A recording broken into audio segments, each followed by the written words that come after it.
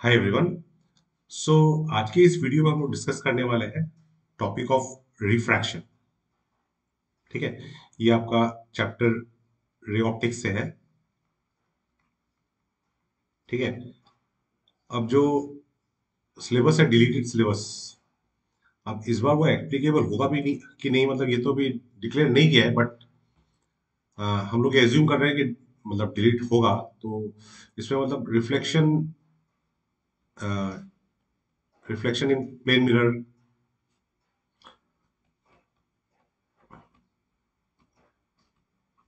और spherical mirror,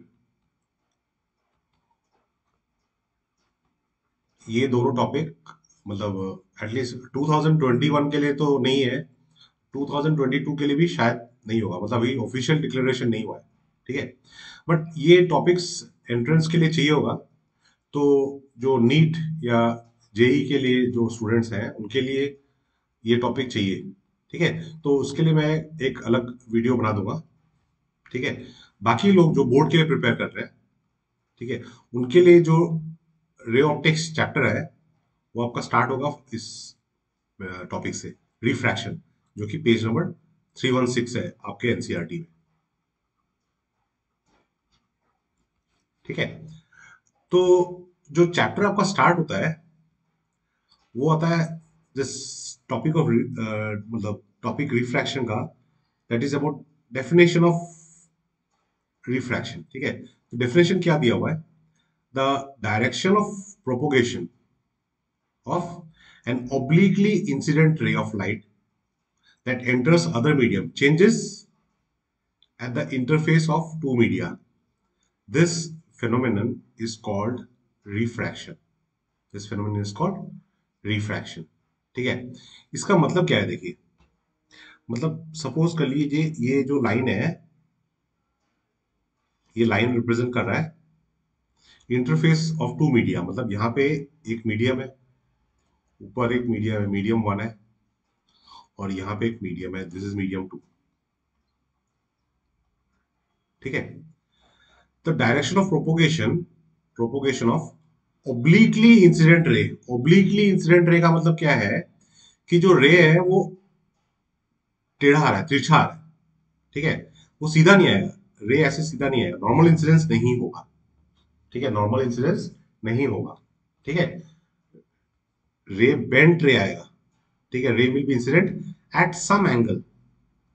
ठीक है, तो ये आपका इंसिडेंट रे हो गया। ठीक है, दिस इज इंसिडेंट रे। ठीक है, अब यहां पे मैंने एक नॉर्मल ड्रॉ कर दिया at the point of incidence. ठीक है, तो ये जो रे है, डिपेंडिंग अपॉन ये मीडियम वन और मीडियम टू का मतलब बिहेवियर कैसा है, रिफ्रैक्टिव इंडेक्स कैसा है, ये जो रे है आइदर टुवर्ड्स नॉर्मल, मतलब ये जो मैंने ड्रॉ किया ये नॉर्मल है, तो ये जो रे है आइदर टुवर्ड्स नॉर्मल बेंड होगा या अवे फ्रॉम नॉर्मल बेंड होगा। ठीक है, ये डायरेक्शन चेंज ही नहीं हुआ इसमें, अवे फ्रॉम नॉर्मल, मतलब जैसे सपोज कर लीजिए ऐसा हो गया।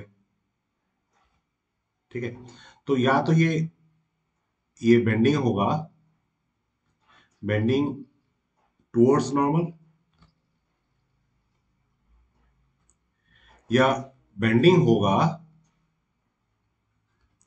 Away from normal, away from normal. ठीक है, मतलब बेसिकली क्या हुआ कि जो इंसिडेंट रे का डायरेक्शन था वो ऐसा था, इंसिडेंट रे इस डायरेक्शन में आता, तो या तो ये बेंड इस साइड हो गया या इस साइड बेंड हो गया। ठीक है, तो ये जो डायरेक्शन चेंज हुआ ना, बेंडिंग हुआ, कब हुआ? जब ये रे ऑब्लिकली इंसिडेंट हुआ। ठीक है, तो इसी प्रोसेस को, जो चेंज इन डायरेक्शन हुआ, इसी को बोलते हैं रिफ्रैक्शन ऑफ लाइट। ठीक है, so the direction of propagation of obliquely incident ray of light that enters the other medium changes at the interface of the two medium. This phenomena is called refraction of light. ठीक है, तो ये हो गया आपका definition, definition of refraction. ठीक है, exam में आने से ही आपको लिखना पड़ेगा। ठीक है। अच्छा, अब for this refraction, phenomena of refraction, हमारे पास दो लॉज हैं। ठीक है, laws of refraction, laws of refraction. ठीक है, अब ये लॉज ऑफ रिफ्रैक्शन क्या है, इसको हम लोग डायग्राम बना के समझते हैं। ठीक है, स्टेटमेंट तो दिया हुआ है। पहला देखिए, पहला पहला स्टेटमेंट क्या दिया हुआ है, the incident ray, the refracted रे and the normal to the interface at the point of incidence all lie in the same plane। ठीक है, मतलब यहां पे जैसे जो डायग्राम आपका ड्रॉ किया है, ठीक है, इस डायग्राम में ये हो गया आपका इंसिडेंट रे। ठीक है, ये इंसिडेंट रे है। ठीक है, ये इंसिडेंट रे है, और यहाँ पे हो गया आपका ये रिफ्रैक्टेड रे। ठीक है, यहां से आपका इंसिडेंट रे आ रहा है, ये रिफ्रैक्टेड रे। ठीक है, और ये हो गया नॉर्मल, ये नॉर्मल ड्रॉ किया है। ठीक है, normal at the point of incidence, ये पॉइंट ऑफ इंसिडेंस है। ठीक है, नॉर्मल किसके है, सरफेस के नॉर्मल है। ठीक है, तो ये जो तीनों होगा, ठीक है, नॉर्मल, इंसिडेंट रे और refracted ray, they will lie in the same plane, they will lie the same plane, they will lie in the same plane, मतलब they will be coplanar, coplanar है कि नहीं, कोप्लेनार मतलब lying in the same plane.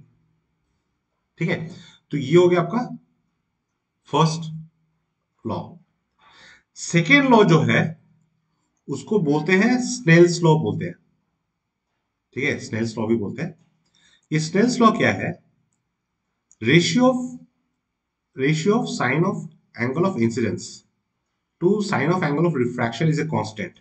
ठीक है, तो मतलब यहां पे जैसे एंगल ऑफ इंसिडेंस जो है वो आई है, तो sine i by sine r, ये जो रेशियो है, this ratio is a constant.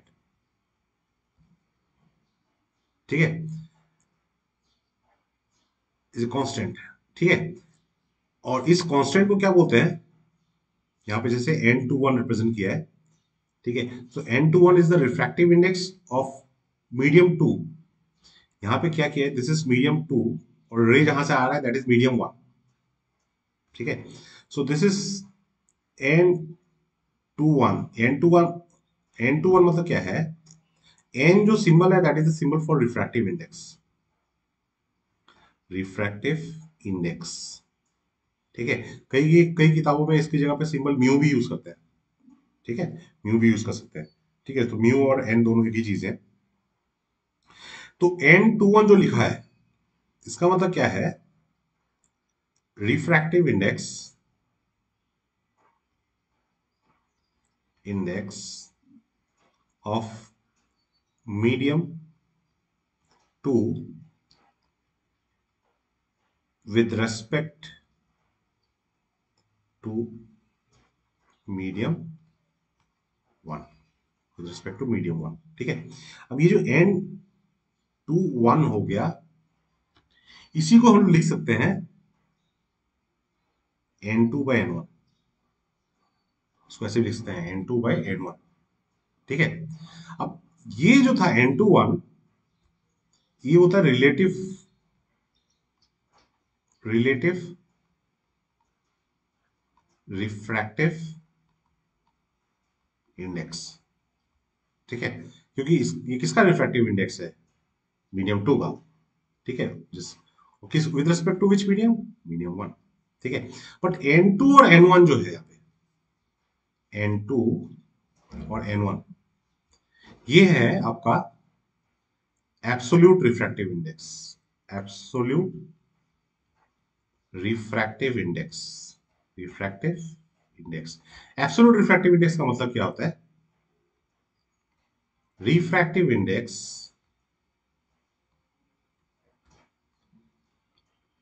with respect to, with respect to free space, free space, free space बोल सकते हैं या बोल सकते हैं वैक्यूम। ठीक है, अब इसका क्या मतलब होता है, refractive index with respect to vacuum. अब जो वैक्यूम है ना, उसका जो रिफ्रैक्टिव इंडेक्स है उसको हम लेते हैं 1, उसका वैल्यू 1 लेते हैं। ठीक है, तो अगर हम लोग बोल रहे हैं कि जैसे N2, ठीक है, तो अब ये N2 जो है, this is refractive index of the medium with respect to free space. तो इसको हम डिफाइन कैसे करते हैं? How do you define absolute absolute refractive index? इसका डेफिनेशन क्या होगा? इसका डेफिनेशन होगा, मतलब जैसे अगर एब्सोल्यूट रिफ्रैक्टिव इंडेक्स एन में इसको डिफाइन कर रहा हूं, ठीक है, so this is equal to ratio of velocity of light in vacuum divide by velocity of light velocity of light in medium। कौन सा मीडियम? ये absolute refractive index of medium, ये एन है। तो जिस मीडियम का एब्सोल्यूट रिफ्रैक्टिव इंडेक्स हम लोग डिफाइन कर रहे हैं, ये वेलोसिटी ऑफ लाइट उसी मीडियम में ले रहा है। ठीक है, ये velocity of light in vacuum को हम लोग रिप्रेजेंट करते हैं सी से। So this is equal to 3 × 10⁸ metre per second. ठीक है, और velocity of light in medium हो गया v। तो इसका मतलब n इज इक्वल टू हो जाएगा c by v. n is equal to हो जाएगा c बाई वी। ठीक है, so this is absolute refractive index. ठीक है, अब हम लोग यहाँ पे जैसे हम लोगों ने लिखा कि N21, ठीक है, तो ये आपने लिखा N2/N1, N2/N1।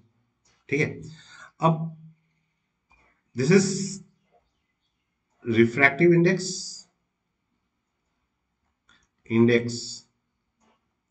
Of medium two with respect to medium 1। ठीक है, अच्छा, अब ये N2 क्या है? अब इस कॉन्सेप्ट को अगर हम लोग यूज करें, इस कॉन्सेप्ट को अगर यूज करें यहाँ पे, तो N2 जो हो जाएगा वो C/V1 हो जाएगा। ठीक है, V1 is the velocity of light in the medium of refractive index N2। फिर N1 क्या हो जाएगा? C/V1, C/V1। ठीक है, N2 एक्चुअली C/V2 होता है, ठीक है, C/V2, क्योंकि मीडियम 2 है। ठीक है, N1 हो गया C/V1। ठीक है, so this is equal to how much? This is equal to V1/V2। ठीक है, V1 मतलब क्या है? Velocity of light in medium 1 divide by velocity of light in medium 2। ठीक है, सो इसका मतलब यहाँ पे हम लोग कंक्लूजन कर सकते हैं कि जो N21 है, ठीक है, it is equal to N2/N1 and it is equal to V1/V2। ठीक है, और एक चीज हमको मिला था also from Snell's law. N21 is equal to N2/N1 is equal to sin I by sin R is equal to sin I by sin R। ठीक है, तो अब इस चीज को हम लोग अगर देखें डायग्राम में, ठीक है, डायग्राम ड्रॉ करते हैं। ये ये लाइन एक इंटरफेस है, ठीक है, मतलब इसके ऊपर है मीडियम 1 और इसके नीचे है मीडियम 2। ठीक है। अब रे ऐसे आ रहा है, this is the incident ray, यहाँ पे नॉर्मल ड्रॉ कर दिया और ये बेंड हो गया ऐसे। ठीक है, तो ये एंगल ऑफ इंसिडेंस हो गया, ये एंगल ऑफ रिफ्रैक्शन हो गया। ठीक है, आई हो गया एंगल ऑफ इंसिडेंस। ठीक है, आर हो गया एंगल ऑफ रिफ्रैक्शन। ठीक है, एंगल ऑफ रिफ्रैक्शन किसको बोल रहे हैं? जो ये जो है आपका रिफ्रैक्टेड रे है, रिफ्रैक्टेड रे। ठीक है, और ये आपका नॉर्मल है कि नहीं? तो रिफ्रैक्टेड रे और नॉर्मल के बीच में जो एंगल होगा उसको बोलते हैं एंगल ऑफ रिफ्रैक्शन। सिमिलरली ये हो गया आपका इंसिडेंट रे, इंसिडेंट रे, और ये आपका नॉर्मल है। ठीक है, तो इंसिडेंट रे और नॉर्मल के बीच में जो एंगल है that is called angle of incidence. ठीक है। अच्छा, अब यहाँ पे मीडियम वन में जो वेलोसिटी है v1 है, रिफ्रैक्टिव इंडेक्स n1 है। मीडियम टू वेलोसिटी v2 है, रिफ्रैक्टिव इंडेक्स n2 है। ठीक है। अच्छा, अब सपोज कर लीजिए कि n2 is greater than n1, n2 is greater than n1। ठीक है, अब n2 by n1 is equal to हमारे पास था v1 by v2, v1 by v2। सो इसका मतलब n2 अगर n1 से बड़ा होगा, ठीक है, तो मतलब यहाँ पे n2 is greater than n1, तो v1 v2 से बड़ा होगा, या हम लोग लिख सकते हैं v2 लेस देन v1 हो। ठीक है, v1 v2 से बड़ा हो, तो मतलब क्या है कि रे अगर ट्रैवल कर रहा है, ठीक है, n2 n1 से बड़ा है, इसका मतलब क्या है कि रे, मतलब इस मीडियम का रिफ्रैक्टिव इंडेक्स n2 इसका रिफ्रैक्टिव इंडेक्स था ना, और ये n1 था, तो ये हो गया डेंसर मीडियम। ठीक है, तो रे ट्रैवलिंग फ्रॉम ट्रैवलिंग फ्रॉम कहां से, रेयरर से डेंसर आ रहा है, rarer to denser medium, rarer to denser medium. ठीक है, v2 लेस देन v1, तो इसका मतलब क्या हो गया कि velocity of light decreases, velocity of light decreases. ठीक है। अच्छा, दूसरा चीज क्या है कि n2 by n1 is also equal to sine i by sine r, sine i by sine r. ठीक है। अच्छा, अब हम लोगों ने यहाँ पे क्या लिखा है, हम लोगों ने कंडीशन लिया है कि n2 is greater than n1, n2 is greater than n1, तो n2 अगर n1 से बड़ा होगा तो ये साइन आर। ठीक है, तो साइन आई साइन आर से बड़ा होगा। ठीक है, sine i will be greater than sine r. ठीक है, इसका मतलब आई ग्रेटर देन आर होगा। अगर यहाँ पे जो आई है एंगल, ये आई आर से बड़ा होगा, तो इसका मतलब क्या है कि आर छोटा है, आर छोटा है मतलब ray bends towards normal, refracted ray bends towards bends towards normal. ठीक है, तो इसका मतलब क्या है, अगर रे रे ट्रैवल कर रहा है, ray is travelling from rare to denser medium. ठीक है, ray is travelling from rare to denser medium. ठीक है, तो इस रिजल्ट को कंक्लूड कर लेते हैं हम लोग, ray travelling from rare to denser medium क्या हो रहा है, number one, velocity of light decreases, velocity decrease होगा। Number two, ray bends towards the normal, towards the normal. ठीक है। सो ये एक इंपॉर्टेंट ऑब्जर्वेशन हुआ। ठीक है। विद रिगार्ड टू, मतलब जब रे ट्रैवल कर रहा है एक मीडियम से दूसरा मीडियम, ठीक है, एक मीडियम से दूसरा मीडियम जा रहा है यहाँ पे, तो अगर बेस्ड ऑन कि रिफ्रैक्टिव इंडेक्स क्या है, ठीक है, बेस्ड ऑन कि रिफ्रैक्टिव इंडेक्स क्या है, ठीक है, N2 N1 से बड़ा है, ठीक है, या N1 N2 से बड़ा है, तो हम लोग पता चलेगा कि रे किस तरह बेंड हो रहा है और रे का वेलोसिटी, लाइट का वेलोसिटी कैसे चेंज हो रहा है। ठीक है। सो ये कुछ है फंडामेंटल चीजें कि रिफ्रैक्शन में रे जब बेंड होता है, ठीक है, तो किस तरफ बेंड होगा, ठीक है, किस तरफ बेंड होगा, टुवर्ड्स नॉर्मल बेंड होगा या अवे फ्रॉम नॉर्मल बेंड होगा। ठीक है। These are the fundamental things related to refraction. ठीक है। अच्छा, यहाँ पे एक और चीज जानने के लिए है कि जो हम लोगों ने जो डेफिनेशन देखा था, ठीक है, डेफिनेशन में दिया था कि जो रे है it should be obliquely incident. ठीक है। यहाँ पे जो लिखा है ना, ओब्लिकली इंसिडेंट, ओब्लिकली इंसिडेंट होना चाहिए। ठीक है। अगर ओब्लिक इंसिडेंस नहीं हुआ, ठीक है, ओब्लिक इंसिडेंस अगर नहीं हुआ तो क्या होगा। ठीक है। ओब्लिक इंसिडेंस नहीं हुआ तो क्या होगा। ठीक है। रिफ्रैक्शन में हम लोग क्या बोल रहे हैं कि रे बेंड होना चाहिए, रे बेंड होना चाहिए। ठीक है।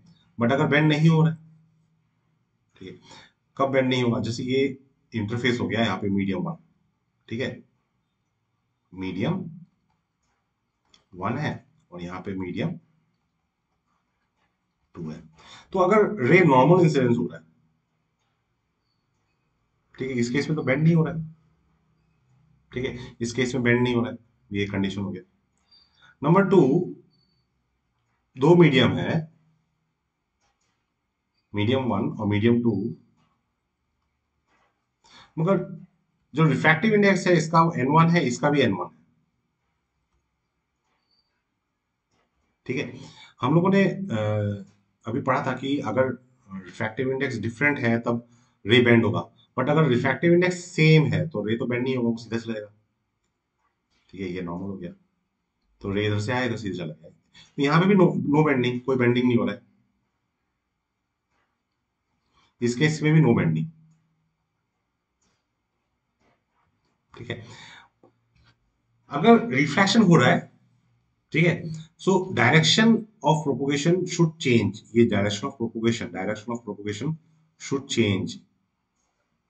ठीक है। रिफ्रैक्शन में कंडीशन है direction of propagation, direction of propagation must change, must change, change होना ही चाहिए। बट इन दोनों केसेस में नहीं हो रहा है, तो इसका मतलब यहाँ पे रिफ्रैक्शन नहीं हो रहा है। So this is the conditions conditions for no refraction, conditions for no refraction, REFRACTION। ठीक है। अगर एग्जाम में पूछते हैं कब रिफ्रैक्शन नहीं होगा, रिफ्रैक्शन कब नहीं होगा, एक हो गया नॉर्मल इंसिडेंस, नॉर्मल इंसिडेंस, ठीक है, और एक हो गया ऑब्लिक इंसिडेंस बट मीडियम के रिफ्रैक्टिव इंडेक्स सेम है, when the two mediums have same refractive index. ठीक है। तो इन कंडीशन में रिफ्रैक्शन नहीं होगा। ठीक है। So this is the video about fundamental concept about refraction. ठीक है। होप आप लोगों को चीजें समझ में आई होगी।